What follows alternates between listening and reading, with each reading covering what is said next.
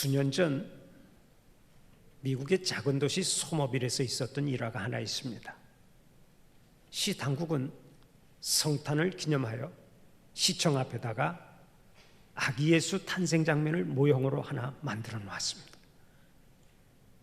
그런데 뜻하지 않게 어떤 사람이 아기 예수를 훔쳐가 버린 것입니다.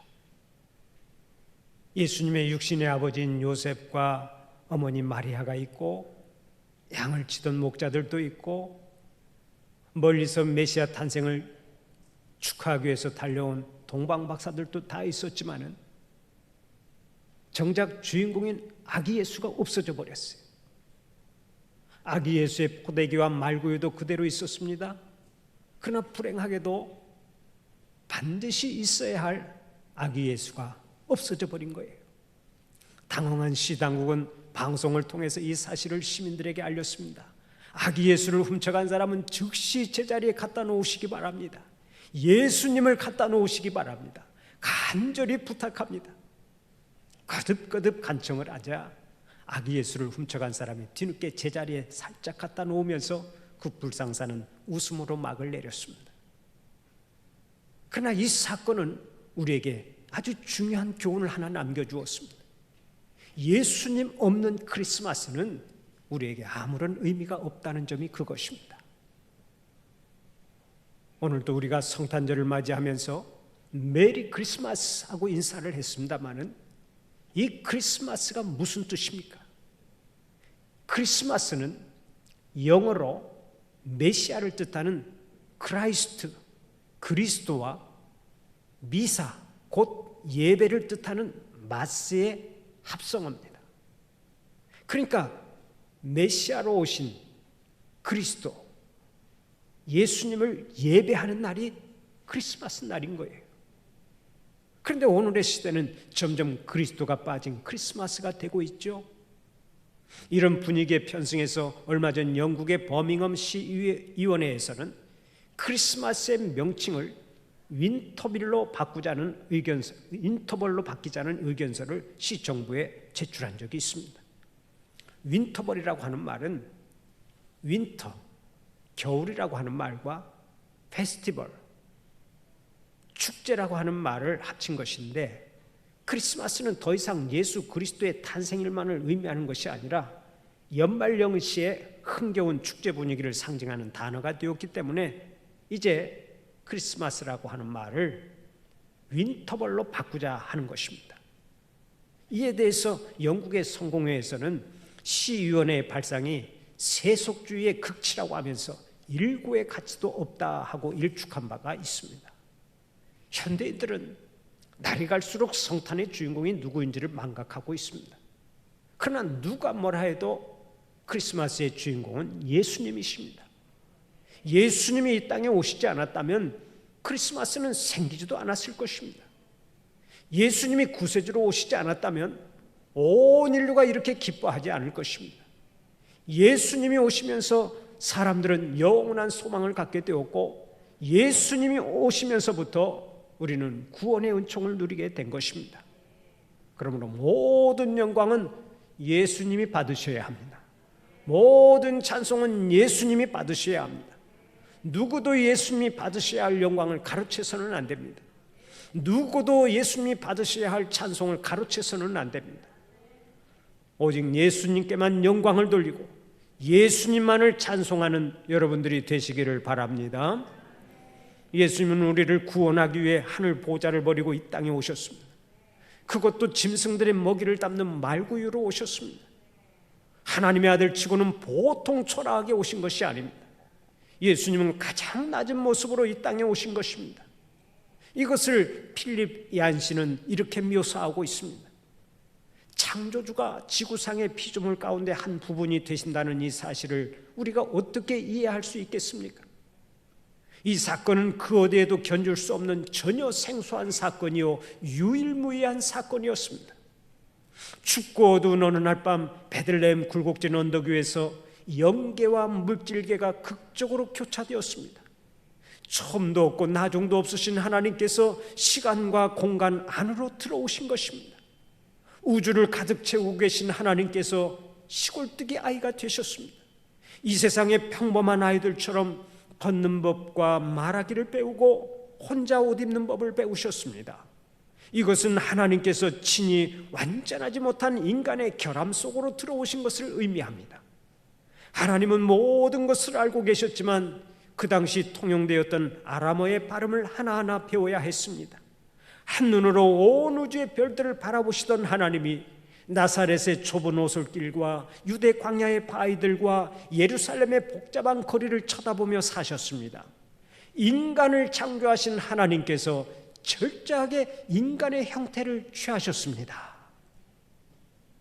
예수님이 성육신하신 것을 아주 적절하게 묘사하고 있죠. 필립 얀시라고 하는 사람은 이렇게 예수님이 성육신하신 것을 아주 적절하게 묘사했는데, 그가 묘사한 것처럼 예수님은 인간의 몸을 입고 말구 위에 오셨을 때 누가 가장 먼저 가서 성탄을 축하했습니까? 바로 오늘의 본문에 나오는 목자들입니다. 밤에 들판에서 양을 지키던 목자들에게 천사들이 와서 이렇게 말했습니다. 보라, 내가 온 백성에게 미칠 큰 기쁨의 좋은 소식을 너희에게 전하노라. 천사들의 소식을 듣고 목자들은 즉각 예수님께 달려갔습니다. 마음을 다해 성탄을 축하했습니다. 그들은 비록 신분이 천한 목자들이었지만 첫 번째 성탄절을 가장 의미 있게 보낸 것입니다. 오늘은 목자들이 어떻게 성탄을 축하했는지를 살펴보면서 함께 은혜를 나누고자 합니다. 목자들은 성탄을 어떻게 축하했습니까? 첫째로 목자들은 예수님의 성탄을 믿음으로 축하했습니다. 천사를 통해서 하나님의 음성을 들은 목자들은 그 말씀을 무시할 수도 있었습니다. 지금 그들에게는 메시아가 탄생했느냐 탄생하지 않았느냐의 문제보다는 먹고 사는 문제가 더 시급했기 때문입니다. 그러나 그들은 달랐습니다. 그들은 천사들의 말을 그대로 믿었습니다. 그래서 오늘의 본문 15절을 보면 이렇게 말씀하고 있습니다. 천사들이 떠나 하늘로 올라가니 목자가 서로 말하되 이제 베들레헴으로 가서 주께서 우리에게 알리신 바 이 이루어진 일을 보자 하고, 목자들은 천사들이 전해준 아기 예수의 탄생을 믿었습니다. 그래서 즉각 아기 예수를 경배하기 위해서 걸음을 옮겼습니다. 바로 이것이 믿음입니다. 비록 우리의 눈에는 보이지 않는다 할지라도 하나님께서 약속하신 말씀을 믿고 앞으로 나아가는 믿음이 진정한 믿음인 것입니다. 그런데 안타깝게도 수많은 세월 동안 말씀을 듣고도 그 말씀을 믿지 못하는 사람들이 있습니다. 그러한 사람들을 성경에서는 바리새인의 믿음이나 서기관의 믿음이라고 말합니다. 마태복음 2장 4절 이하를 보면 서기관들이 등장합니다. 그들은 율법과 말씀에 정통한 사람들이었습니다. 그래서 미가 5장에서 예언한 예수님의 탄생을 이미 알고 있었습니다. 그것도 유대 고을 중에 가장 작은 베들레헴에서 태어나실 것이라고 하는 사실을 알고 있었습니다. 그럼에도 불구하고 그들은 예수님의 탄생에 전혀 관심이 없었고 오히려 아기 예수를 잡아 죽이려고 하는 헤롯 왕의 살인 음모에 가담하는 사람들이 되었습니다. 여러분, 이 사람들의 믿음의 특징이 무엇인 줄 아십니까? 말씀을 지식으로만 알고 있었지 그 말씀을 따르는 행동이 전혀 없었다는 것이 특징입니다. 이처럼 말만 하고 행함이 없는 바리새인의 신앙을 가리켜 야고보 사도는 귀신 신앙이라고 말합니다. 야고보서 2장 19절을 보면 이렇게 말씀하죠. 내가 하나님은 한 분이신 줄을 믿느냐? 잘하는도다. 귀신들도 믿고 떠느니라. 귀신들도 예수님이 누구고 믿음이 무엇인지는 다 알고 있습니다. 그런데도 귀신들은 믿지도 않고 행하지도 않습니다. 바로 이것입니다. 우리가 하나님에 대해 지식이 많고 하나님이 어떤 분인지 잘 안다고 해도 하나님을 믿지 않으면 아무런 소용이 없는 것입니다. 여러분은 동정녀 마리아에게서 예수님이 탄생하신 것을 확실히 믿습니까? 여러분은 예수님이 우리의 죄를 사하시고 우리를 구원하기 위해서 이 땅에 강림하신 것을 확실히 믿습니까? 이사야 선지자는 예수님이 탄생하기 약 700년 전에 이렇게 예언했습니다. 그러므로 주께서 친히 징조를 너희에게 주실 것이라. 보란 처녀가 잉태하여 아들을 낳을 것이요 그의 이름을 임마누엘이라 하리라. 이 예언대로 예수님은 처녀의 몸에서 성령으로 잉태되었고 하나님의 정하신 때 인간을 몸을 입고 이 땅에 오신 것입니다. 여러분, 이렇게 예수님이 남자의 몸을 빌리지 않고 동정녀 마리아에게서 탄생하신 이유가 어디 있는 줄 아십니까? 그 이유는 예수님이 하나님의 아들 되심을 증거하려는 데 있습니다. 예수님만이 하나님의 아들이시고 예수님만이 위로부터 오신 인류의 구세주이시고 예수님만이 인류의 죄를 대속해 주실 분임을 알려주기 위해서 세상 사람과는 다르게 태어나신 것입니다. 물론 동정녀 탄생을 우리의 이성으로는 이해하기가 쉽지 않습니다. 어떻게 처녀가 아기를 낳았다는 사실을 쉽게 믿을 수가 있겠습니까? 그런데도 오늘 여러분과 저는 예수님의 동정녀 탄생을 믿습니다. 동정녀 탄생을 믿을 뿐만 아니라 예수님의 죽으심과 부활과 구원하심을 믿습니다. 예수님이 장차 재림하실 것을 믿습니다. 주님과 함께 천국에서 영원히 살 것을 믿습니다. 그래서 조금 전에도 사도신경을 통해서 이 모든 우리가 믿는 것을 신앙 고백하지 않았습니까? 예수님의 동정녀 탄생을 믿고 예수님의 죽으심과 부활과 구원하심을 우리는 믿습니다. 예수님이 장차 재림하실 것도 믿습니다. 우리가 주님과 함께 천국에서 영원히 살 것을 믿습니다. 이 모든 것이 하나님의 은혜인 줄 믿으시기를 바랍니다. 이 세상에는 믿고 싶어도 믿어지지가 않는다고 고백하는 사람들이 많습니다. 목사님, 저도 믿고 싶습니다. 저도 믿고 싶은데 도무지 믿음이 생기지 않아서 믿지 못하고 있습니다. 그렇게 말하는 사람들이 많이 있습니다. 그런데 우리가 이 모든 사실을 믿고 그 믿음 가운데서 살아가고 있으니 이것이 얼마나 감사한 일이냐 하는 것입니다. 우리는 세상 사람들이 믿지 못하는 것을 믿고 세상 사람들이 보지 못하는 것을 보고 세상 사람들이 말하지 못하는 것을 말하고 살아갑니다. 이것이 하나님의 전적인 은혜인 줄 믿으시기를 바랍니다.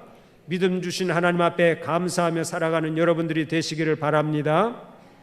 그런 의미에서 한번 따라서 해봅시다. 하나님, 믿음 주셔서 감사합니다. 믿음 주셔서 감사합니다. 옆 사람에게도 한번 축복해 주십시다. 믿음 가진 것을 감사하시기 바랍니다. 믿음 가진 것을 감사하시기 바랍니다. 사실은 어떤 면에서 믿음 가지고 사는 것이 하나님께서 주신 최고의 복이라고 할 수가 있어요. 믿음을 갖고 싶어도 갖지 못하는 인생들이 많은데 하나님께서 우리에게 믿음 주셔서 구원받고 영생의 복을 누리며 살아갈 수 있지 않습니까? 그러니까 믿음 주신 하나님 앞에 늘 감사하며 살아야 하는 것입니다.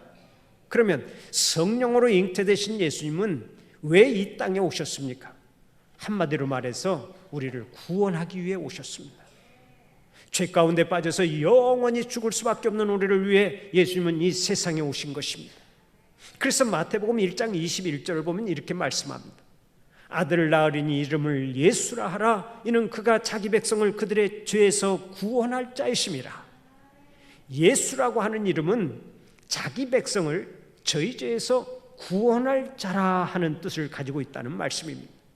이 말씀대로 예수님은 우리를 죄에서 구원하기 위해 이 땅에 오셨습니다.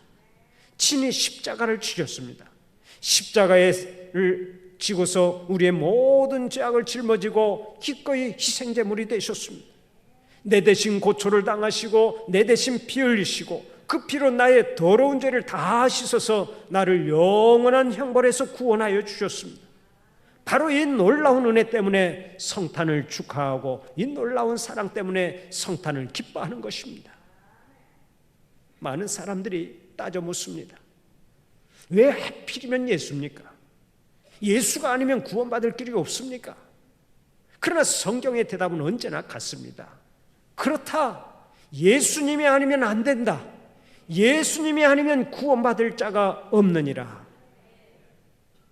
왜 그렇습니까? 우리 인간의 무거운 짐을 벗겨줄 분은 예수님밖에 없기 때문입니다. 이 세상의 다른 종교는 모두 다 자기의 짐을 자기가 져야 합니다. 자기의 업보를 자기가 지고 해결해야 돼요. 그러나 기독교는 그렇지 않습니다. 예수님이 우리의 짐을 대신 져 주십니다. 그래서 예수님은 오늘 또 이렇게 말씀하시는 거예요. 수고하고 무거운 짐진 자들아 다 내게로 오라. 내가 너희를 쉬게 하리라. 주님은 우리의 무거운 짐을 대신 져 주시는 분입니다. 주님은 우리의 갈급함을 해결해 주시는 생수가 되시는 분입니다. 우리의 추하고 더러운 죄악을 흰 눈처럼 양털처럼 깨끗하게 해주시는 분입니다. 예수님은 우리를 불행과 불의와 죄악과 걱정, 근심, 미움, 죽음, 멸망에서 건져주시는 분입니다. 우주에 블랙홀이 있듯이 사람의 마음은 블랙홀입니다. 세상의 것들을 마구 삼켜버립니다. 온갖 저주와 독성과 못된 것들을 다 삼킵니다. 그래서 우리의 마음이 한없이 더러워졌는데 이 마음을 예수님이 깨끗하게 해주셨습니다. 예수님이 자유하게 해주셨습니다. 예수님이 구원해 주셨습니다. 그러니 어찌 기뻐하지 않을 수 있습니까? 구원은 오직 예수님께만 있는 줄 믿고 그 은혜에 감사하시기를 바랍니다. 우리를 죄와 사망 가운데서 구원하기 위해 이 땅에 오신 예수님을 믿고 끝까지 믿음의 경주를 잘하는 여러분들이 되시기를 간절히 축원합니다. 다음 두 번째로 목자들은 복된 소식을 전파함으로 축하했습니다. 예수님의 성탄을 축하하되 복된 소식을 전파함으로 축하했습니다. 오늘의 본문 16절부터 19절까지를 보면 이렇게 말씀하죠. 빨리 가서 마리아와 요셉과 구유에 누인 아기를 찾아서 보고 천사가 자기들에게 이 아기에 대하여 말한 것을 전하니 듣는 자가 다 목자들이 그들에게 말한 것들을 놀랍게 여기되 마리아는 이 모든 말을 마음에 새겨 생각하니라.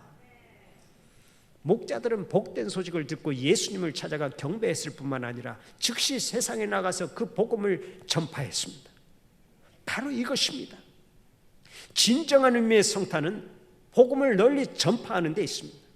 성탄의 복된 소식보다 더 중요한 복음은 없기 때문입니다. 우리는 하나님의 은혜로 이미 복음을 받은 자들입니다. 멸망의 길에서 영생의 길로 자리를 옮긴 자들입니다. 그렇다면 천국 백성들로서 어떻게 해야 하겠습니까? 빨리 복음을 전해야 합니다. 먹는 일도 중요하고 일하는 것도 중요합니다. 교제하고 즐기고 연구하고 발명하고 그 무엇인가를 이루는 것도 중요합니다. 그러나 복음을 전하는 것보다 더 시급한 일은 없습니다. 복음을 듣지 못하면 하나님께서 주시는 가장 큰 복을 영원히 잃어버리기 때문에 그렇습니다. 사실 목자라고 하면 우리는 아주 낭만적으로 생각하기 쉽습니다. 푸른 초원 잔잔한 물가에 양들을 풀어놓고 나무 그늘 밑에서 필이나 불고 다니면 얼마나 목가적이고 낭만적으로 생각이 듭니까? 그러나 미안하지만 목자는 그런 낭만과는 거리가 멉니다. 목자는 허구한 날 양들과 함께 생활해야 합니다. 수시로 양들의 배설물을 밟고 다녀야 합니다. 밤중에도 양들과 함께 잠을 자야 합니다. 그래서 몸에서는 악취가 나고 아주 지저분했습니다. 제가 성지순례를 하면서 그 목자를 한 사람 만난 적이 있는데 세상에 얼마나 지저분한지 아주 가까이 갈 수가 없을 정도예요. 세수는 한 석 달에 한 번씩이나 하는 정도 같아요. 그렇게 지저분하고 냄새나는 사람이 바로 목자라고요. 그런데 그런 목자가 냄새나는 그 몸 그대로 세상에 나아가서 예수님의 탄생 소식을 전했죠. 그렇다면 오늘 우리도 부족하지만 이 모습 이대로 나가서 전도할 수 있는 것입니다.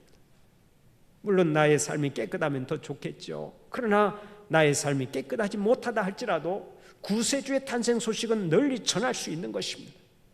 먼저 복음을 듣고 구원받은 사람이 다른 사람에게 그 복음을 전해 주어야 합니다. 우리가 잠잠하면 듣지 못하는 사람들이 생깁니다. 그러면 그 사람들이 어떻게 구원받을 수 있겠습니까? 전파하는 자가 없이는 구원의 역사가 일어날 수 없는 것입니다. 지금 교회 밖에 있는 사람들을 한번 생각해 보십시오. 영원히 멸망의 길로 가야 할 그들이 얼마나 불쌍합니까? 어떤 목사님이 쥐가 많이 돌아다니는 집에서 살았습니다. 그래서 어느 날 쥐를 잡기 위해 쥐 끈끈이를 몇 개 갖다 놓았습니다. 쥐들이 좋아하는 쇠고기를 끈끈이 쥐더드 위에 몇 개 올려놓고 잠을 잤는데 이튿날 새벽에 부엌에서 이상한 소리가 들렸습니다. 목사님이 나가보니까 쥐 한 마리가 그 쥐더 끈끈이에 붙어 있었습니다. 그때 목사님은 그 쥐가 아주 슬픈 표정을 하고 있을 것으로 생각했습니다. 잡혀서 곧 죽을 쥐의 입장을 생각하니까 그럴 수밖에 없지 않겠습니까? 그런데 가까이 가서 보니까 그 쥐가 끈끈이에 붙어 움직이지도 못하면서 쇠고기를 아주 맛있게 먹고 있더라는 거예요. 잠시 후에 죽어야 할 운명인데 그것도 모르고 쇠고기의 맛을 즐기는 쥐를 보면서 저것이 바로 주님을 모르는 가련한 인생들의 모습이구나 하는 생각을 했다는 것입니다. 오늘도 예수님 없는 성탄절을 보내는 사람들은 쥐덧 끈끈이에 붙어있는 쥐와 별 다를 바가 없는 자들입니다. 여러분, 그들에게 누가 복된 소식을 전해야 하겠습니까? 로마서 10장 13절 14절을 보면 이렇게 말씀합니다. 누구든지 주의 이름을 부르는 자는 구원을 받으리라. 그런즉 그들이 믿지 아니하는 일을 어찌 부르리요, 듣지도 못한 일을 어찌 믿으리요, 전파하는 자가 없이 어찌 들으리요. 우리가 전파하지 않으면 사람들은 구원의 복된 소식을 들을 수가 없다는 것입니다. 잊지 마십시오. 구원의 복된 소식을 전할 사람은 바로 우리들입니다. 복음을 전해 듣고 구원받은 우리가 이제는 복음의 바통을 다른 사람에게 전해주어야 하는 사명이 있는 것입니다. 며칠 전에는 순천에 기록적인 눈이 내렸죠. 그날 저녁에 목장 모임에 참석하려고 제가 집에서 차를 몰고 나갔는데 저희 집에서 시내까지 1시간 20분이나 걸릴 정도로 오랜 시간이 걸렸습니다. 그런데 그렇게 눈이 가장 많이 내린 그 다음 날 우리 교회 전도팀은 전도지와 주보와 떡을 가지고 전도하러 나갔습니다. 눈 속에서도 20여 명의 전도팀이 시장과 마트를 찾아가서 생명의 복음을 전하고 돌아왔습니다. 잘했죠? 하늘의 상이 참으로 클 것입니다. 주님은 오늘 또 친히 말씀하십니다. 너희는 온 천하에 다니며 만민에게 복음을 전파하라.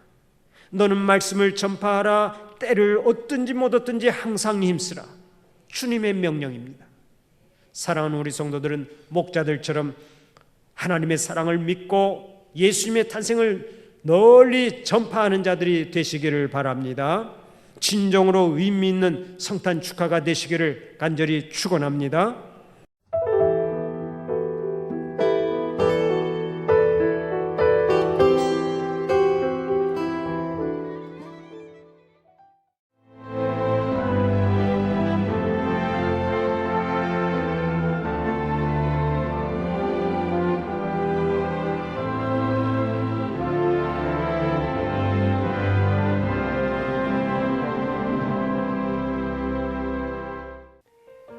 CBS를 사랑해 주시는 전남 지역 청취자 여러분, 안녕하십니까? CBS 재단 이사장 꿈의 교회 김학중 목사입니다. 여러분의 사랑과 관심 덕분에 전남 CBS가 순천시 장천동에 새로운 사옥을 마련하게 됐습니다. 이 방송국 사옥이라는 것은 단순히 건물을 짓는 의미에 지나지 않습니다. 전남 지역 복음 전파와 특별히 다음 세대를 위한 미래 비전을 세우는 일입니다. 코로나19로 모든 활동이 중단되고 또 관계가 단절되는 상황이지만 우리 CBS 방송만큼은 우리의 발길이 닿지 않는 곳까지 구석구석 하나님의 말씀을 전하는 위대한 힘을 지니고 있습니다.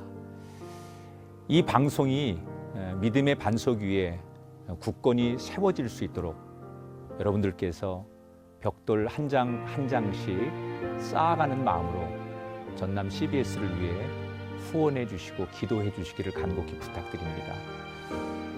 여러분의 이 작은 행함이 CBS를 통해서 교회 공동체를 회복하고 누군가의 믿음을 소생시켜 줄 굳게 믿습니다. 여러분 한 분 한 분을 축복합니다.